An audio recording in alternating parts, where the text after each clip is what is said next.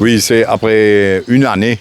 Parce que la dernière fois que Koumada Sominaden donne ce statement, c'était encore le 1er, le 2 décembre 2020.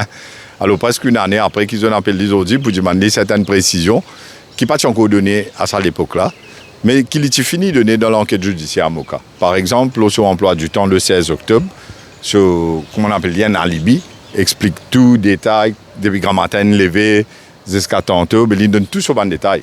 Il donne tout le détail qu'il y a qui ses enfants à l'école le matin, qu'il y a travail l'ONC à Pointe-Sable, qui va travailler là-bas pour la police qui a vérifié aussi.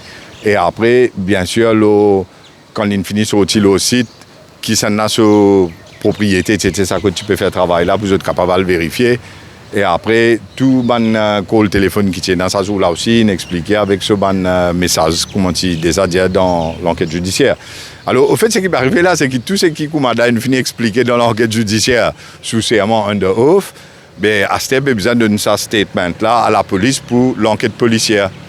Mais je pense que c'est bon si le résultat de l'enquête judiciaire, avec tout le témoignage et un dossier qui est énorme, toute l'évidence qu'il présentait devant la cour de Moka, si la police gagne ça au plus vite possible.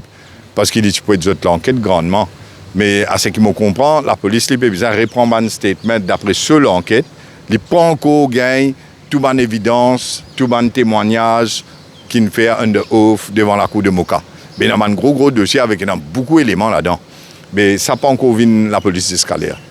C'est la raison qui fait une bizarre donne ce statement pour réexpliquer tout en termes sur l'emploi du temps le 16 octobre. Après, il y a encore 2-3 précisions qu'il demandait.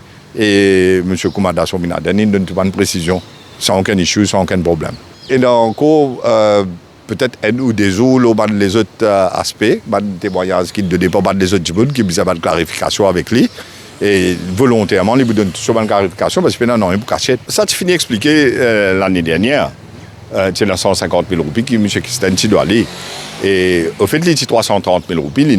Kistan paye une partie, mais une partie, tu encore doit aller. 150 000 roupies, qui n'est pas une grande casse.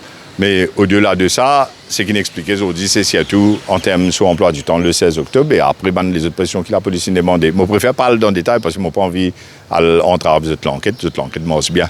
Mais c'est moi comment me dire, toutes les conclusions et toutes les findings et toutes les dépositions, les documents, les contrats, tout ce qui est présenté devant la cour de Moka, de l'enquête judiciaire, la police n'a pas encore gagné ça ici.